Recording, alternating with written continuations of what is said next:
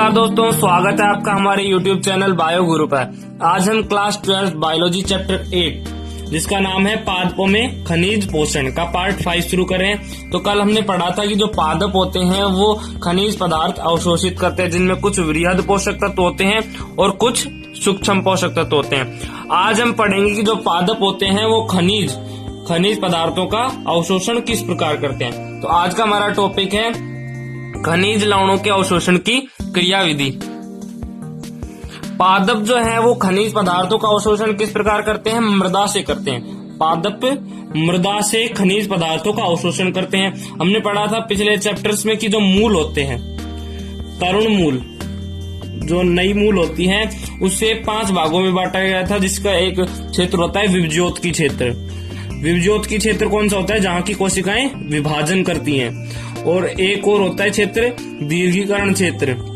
दीर्घीकरण क्षेत्र की कोशिकाएं क्या होती हैं?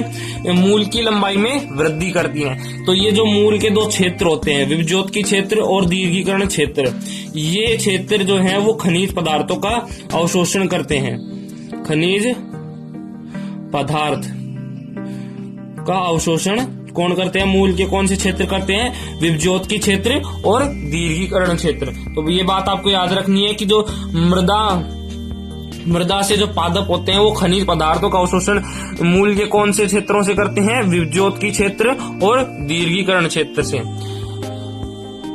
अब जो खनिज पदार्थ पादप जो होते हैं वो खनिज पदार्थों को, खनिज लवणों को 2 तरीके से अवशोषित करते हैं। एक है निष्क्रिय अवशोषण और दूसरा है सक्रिय अवशोषण। निष्क्रिय अवशोषण और सक्रिय अवशोषण। निष्क्रिय अवशोषण में जो पादप होते हैं वो खनिज पदार्थों को किस प्रकार अवशोषित करते हैं? निष्क्रिय अवशोषण में पादप जो हैं वो अपनी जैविक ऊर्जा मतलब एटीपी का उपयोग नहीं करते हैं। मतलब जो पादप होते हैं वो किसी प्रकार की ऊर्जा खर्च नहीं करते हैं और खनिज पदार्थों का अवशोषण करते हैं। खनिज पदार्थ का अवशोषण।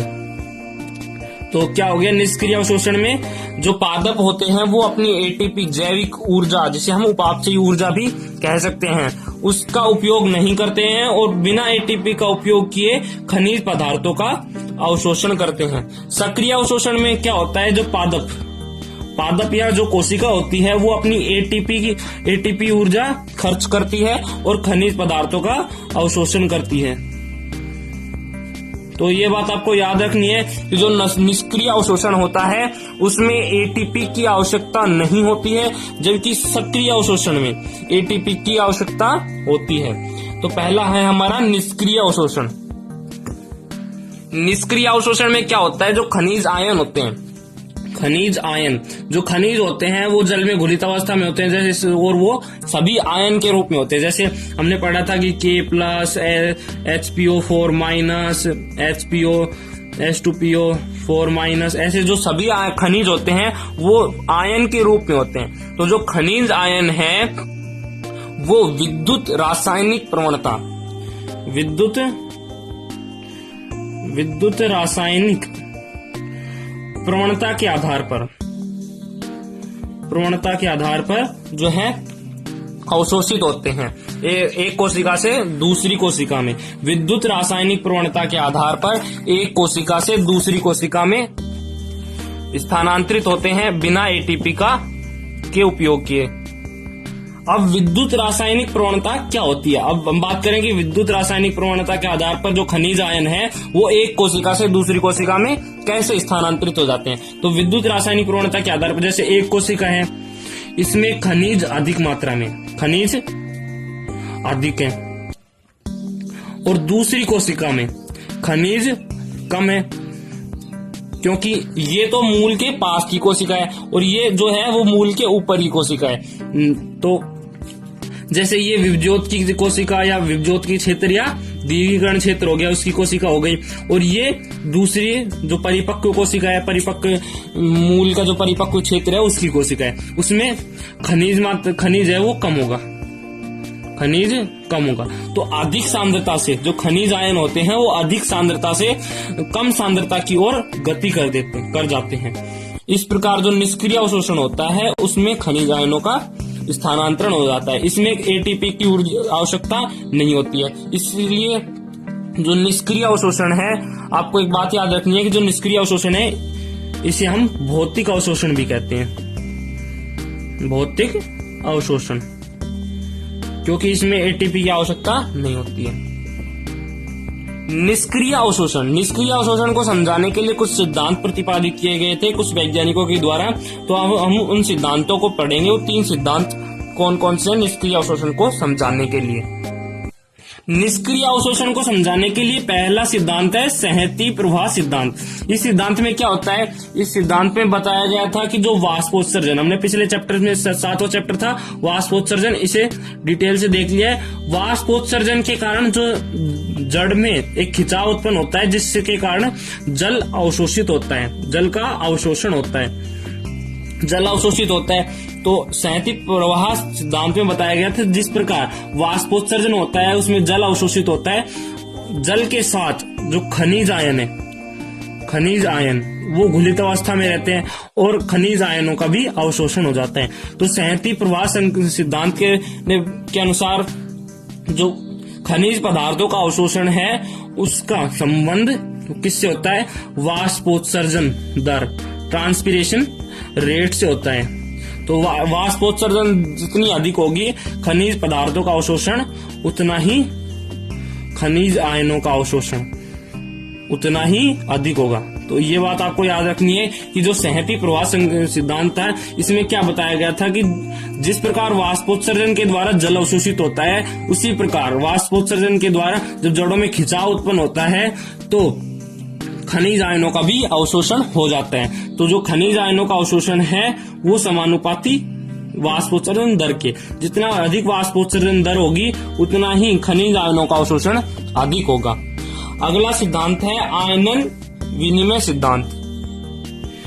अगला सिद्धांत था आयनन विनिमय सिद्धांत। इस सिद्धांत के अनुसार क्या होता है, जो जड़ की सतह होती है और जो बाह्य गोल होता है, बाह्य गोल क्या होता है, जो जड़ के चारों तरफ जो जल होता है उसमें आयन वितरित होते हैं, जैसे K+ आयन, Cl- आयन, जो बाह्य जो जैसे ये मूल होगी, जड़ हो गई, इसके चारों तरफ जो मृदा जल उपस्थित होता है उसमें आयन होते हैं। तो इसको हम क्या कहते हैं, बाह्य गोल। तो जड़ की सतह और बाह्य गोल के बीच में निश्चित संख्या में आयनों का आदान प्रदान या विनिमय होता है। इस सिद्धांत, इसे हम क्या कहते हैं, आयनन विनिमय सिद्धांत। अब इसे समझते हैं कि जो आयनों का विनिमय किस प्रकार होता है। उससे पहले आप ये भी जान लीजिए कि जो आयनों का विनिमय होता है वो अपने तुल्य आवेशित, जैसे ऋणायन व धनायन जो होते हैं वो अपने तुल्य, मतलब अपने समान आवेश, अपने तुल्य आवेशों के साथ विनिमय करते हैं। मतलब जो ऋणायन है वो ऋणायन के साथ, ऋणायन के साथ, नेगेटिव के साथ, और पॉजिटिव जो होता है वो पॉजिटिव के साथ विनिमय करता है। तो इसे हम कैसे समझ सकते हैं, जैसे जो मूल होती है उस पर आयन लगे होते हैं, जैसे ये मूल है, इस पर H+ आयन और Br- आयन। अब इन आयनों के मध्य जो है वो विनिमय होता है, जैसे K+ आयन बाह्य गोल में है, K+ आयन ये क्या होता है, ये H+ आयन हाइड्रोनियम आयन के पास चला जाता है और ये Cl- आयन Br- आयन के पास चला जाता है। इस प्रकार जो है वो धनायन और ऋणायन अपने तुल्य आवेशों के साथ विनिमय कर जाते हैं। इसे क्या कहते हैं, आयनन विनिमय सिद्धांत। इसके द्वारा जो ये जैसे K+ आयन है, खनिज है, इसका मूल जो है वो अवशोषित कर लेती है। इसमें किसी प्रकार की एटीपी की आवश्यकता नहीं होती है। तो ये निष्क्रिय अवशोषण को समझाने के लिए एक सिद्धांत दिया गया था। इसमें ये जो धनायन या ऋणायन है वो जड़ पर अवशोषित हो गए, उसके बाद में विसरण क्रिया द्वारा ये अंदर वाली कोशिकाओं में स्थानांतरित हो जाते हैं। तो इस प्रकार आयनन विनिमय सिद्धांत जो है उसमें बताया गया था कि जो खनिज पदार्थ हैं उनको मृदा से जड़ें किस प्रकार अवशोषित करते हैं। तो ये निष्क्रिय अवशोषण को समझाने के लिए सिद्धांत दिया गया था। अगला हमारा सिद्धांत है डोनन साम्यावस्था सिद्धांत। यह सिद्धांत किसने प्रतिपादित किया था, डोनन ने प्रतिपादित किया था, डोनन ने 1927 में। तो डोनन ने 1927 में निष्क्रिय अवशोषण को समझाने के लिए डोनन साम्यावस्था सिद्धांत दिया था। डोनन ने बताया था कि जो पादप कोशिका होती है उसके अंदर आयन स्थित होते हैं। अभी हमने पढ़ा था जो मूल में जो है वो आयन स्थित होते हैं। अभी हमने पढ़ा था जो K+ आयन और Br- का उदाहरण माना था। तो जो मूल होती है उसकी कोशिकाओं में आयन स्थित होते हैं। तो डोनन ने बताया था कि जो पादप कोशिकाएं होती हैं उनके अंदर कुछ आयन ऐसे होते हैं जो कोशिका झिल्ली से, ये जो कोशिका झिल्ली है इससे बाहर नहीं जाते हैं। इन्हें क्या कहते हैं? स्थिर आयन। तो जो डोनन साम्यावस्था सिद्धांत है वो किस पर आधारित है? अविसरणशील के प्रभाव पर आधारित है। अब हम समझ लेते हैं कि जो डोनन ने सिद्धांत दिया गया था उसके अनुसार खनिज पदार्थों का अवशोषण जड़ में किस प्रकार होता है। तो ये हमने जाना कि जो कोशिका झिल्ली होती है वो स्थिर आयनों को बाहर नहीं आने देती है। ये एक अवरोधक झिल्ली के रूप में कार्य करती है। इसे हम अवरोधक झिल्ली भी कह सकते हैं। अवरोधक झिल्ली कोशिका झिल्ली को कहते हैं। तो डोनन ने बताया था कि कुछ आयन कोशिका से बाहर नहीं आते हैं, उन्हें हम क्या कहते हैं? स्थिर आयन। तो जैसे ये बाहर मूल है, इसके बाहर बाह्य गोल है, यहाँ पर बाह्य गोल है मतलब मृदा जल और खनिज पदार्थ हैं, और इसके अंदर कोशिका है। ये मूलीय त्वचा हो गई। तो खनिज पदार्थों का अवशोषण किस प्रकार होता है? इसमें धनायन और ऋणायन है इस कोशिका के अंदर।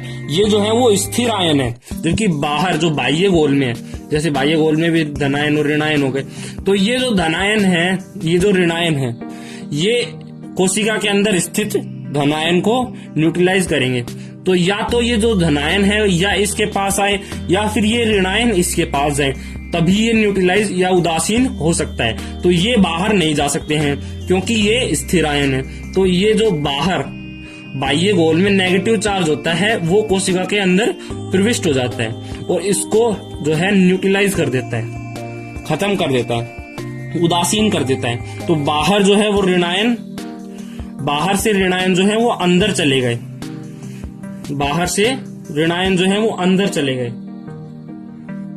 अंदर चले गए। तो जो अंदर के जो धनायन है वो उदासीन हो गए और बाहर जो है ऋणायन कम हो गए, ऋणायन कम और अंदर ऋणायन अधिक हो गए।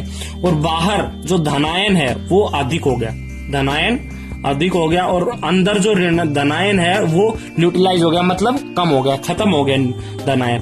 तो ऋणायन अंदर अधिक है, बाहर कम है, तो ये जो ऋणायन है वो बाहर आने की कोशिश करेंगे, लेकिन जो अवरोधक झिल्ली है वो स्थिर आयनों को बाहर नहीं आने देती है, जबकि बाहर धनायन अधिक है और धनायन अंदर कम है, तो विसरण हो जाएगा इनका। तो इस प्रकार जो है डोनन ने बताया था कि ऋणायन और धनायन जो खनिज आयन होते हैं वो कोशिका के अंदर किस प्रकार प्रविष्ट होते हैं। तो ये जो है निष्क्रिय प्रभाव हो गया हमारा। अब हम पढ़ेंगे सक्रिय अवशोषण, जो खनिज पदार्थ के सक्रिय अवशोषण की क्रियाविधि किस प्रकार होती है। उससे पहले हम जान लेते हैं कि जो डोनन साम्यावस्था सिद्धांत है इसका क्या महत्व होता है। इसका एक बहुत बड़ा महत्व होता है जो बाहर आयन स्थित होते हैं बाह्य गोल में, ये सांद्रता प्रवणता के विपरीत कार्य करते हैं, सांद्रता प्रवणता के विरुद्ध कार्य करते हैं। तो ये बात आपको याद रखनी है कि जो डोनन साम्यावस्था सिद्धांत होते हैं उसमें जो बाह्य गोल में स्थित आयन होते हैं वो सांद्रता प्रवणता के विरुद्ध कार्य करते हैं। तो इसका डोनन साम्यावस्था सिद्धांत का अपना एक अलग महत्व है। अगला हमारा टॉपिक है सक्रिय अवशोषण। सक्रिय अवशोषण जो है वो रासायनिक विद्युत विभव के कारण होता है। ये बात आपको याद रखनी है, जो सक्रिय अवशोषण होता है वो रासायनिक विद्युत विभव के कारण होता है। अब सक्रिय अवशोषण को समझाने के लिए कुछ सिद्धांत दिए गए थे, उनमें पहला है वाहक संकल्पना सिद्धांत। वाहक संकल्पना सिद्धांत वान डेन हॉर्नट ने 1937 में दिया था। वान डेन हॉर्नेट ने बताया था कि जो कोशिका है, कोशिका या उत्तक का कोई भाग होता है जो आयनों का अवशोषण करता है, किसका प्रयोग करके, एटीपी का। हम सक्रिय अवशोषण पढ़ रहे हैं, इसमें एटीपी का प्रयोग होता है। तो वान डेन हॉर्नेट ने बताया था कि जो कोशिका होती है, पादप की कोशिका, उसके अंदर एक ऐसा क्षेत्र होता है जो एटीपी प्रदान करता है और खनिज आयनों का अवशोषण करता है। एटीपी क्या होती है? Adenine triphosphate. एटीपी जो है वो जैविक ऊर्जा है, जैविक ऊर्जा, या इसे हम कह सकते हैं उपापचय ऊर्जा। तो इसका मतलब है कि जो कोशिका है उसके अंदर एक ऐसा क्षेत्र है जो एटीपी को प्रदान करता है और खनिज पदार्थों का अवशोषण करता है। उसे हम क्या कहते हैं? जैसे ये क्षेत्र है, ये एटीपी को तो प्रदान कर रहा है और खनिज आयनों को अवशोषित करता है।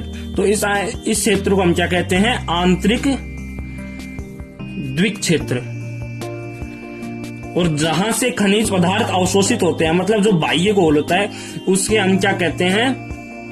बाह्य द्विक क्षेत्र।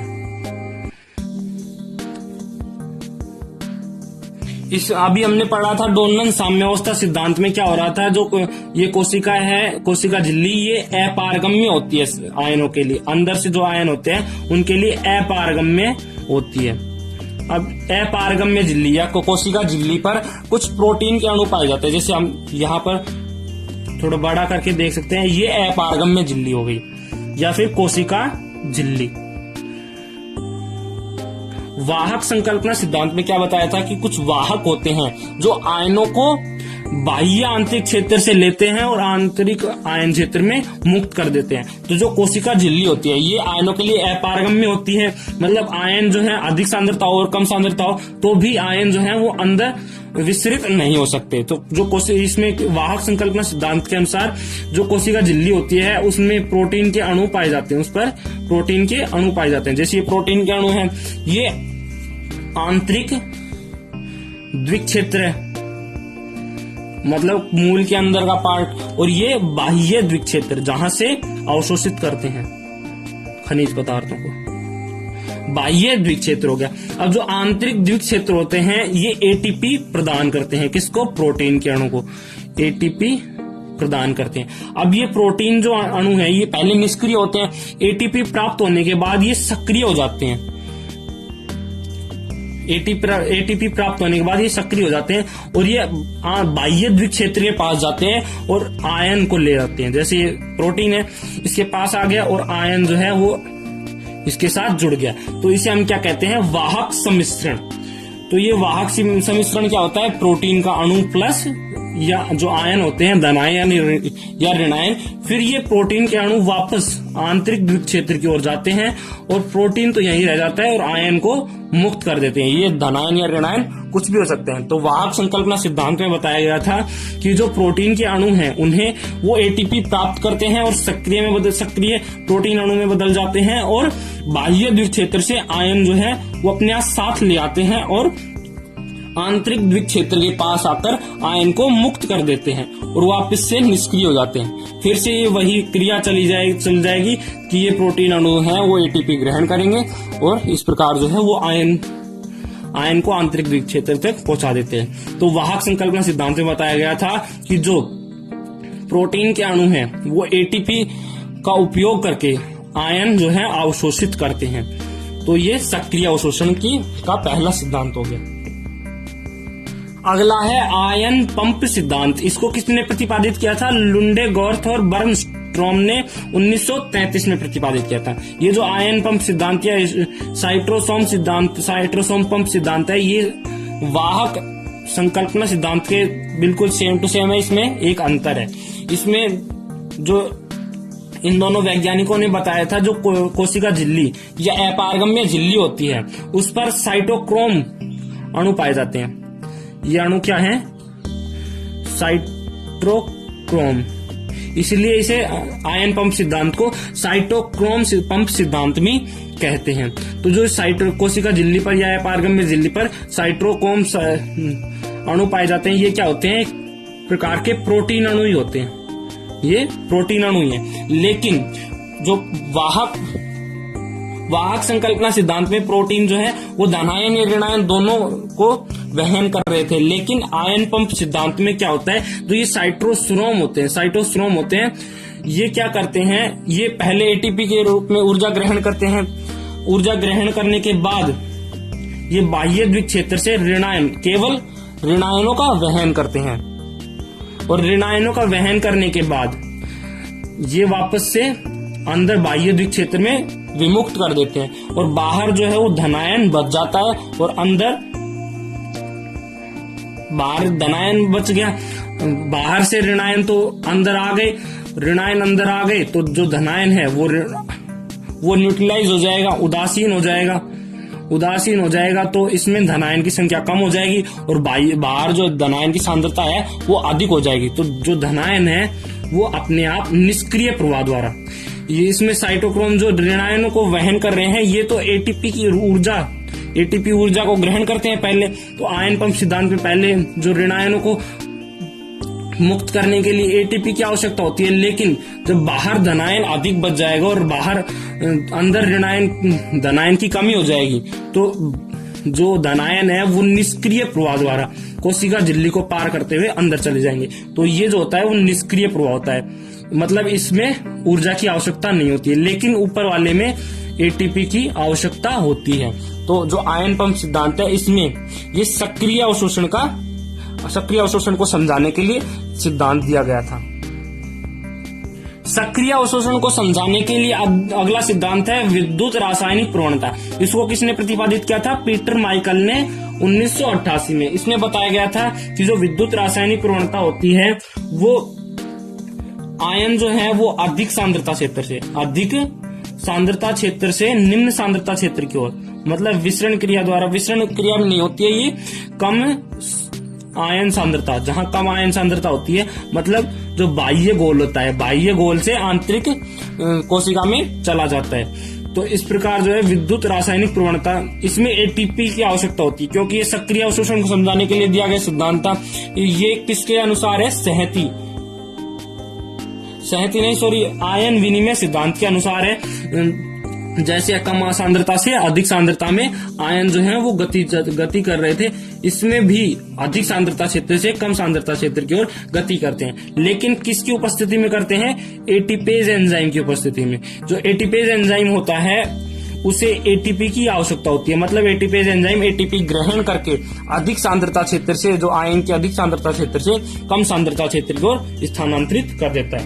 यह किसके कारण होता है? विद्युत रासायनिक प्रवणता के कारण होता है। इसे किसने प्रतिपादित किया था?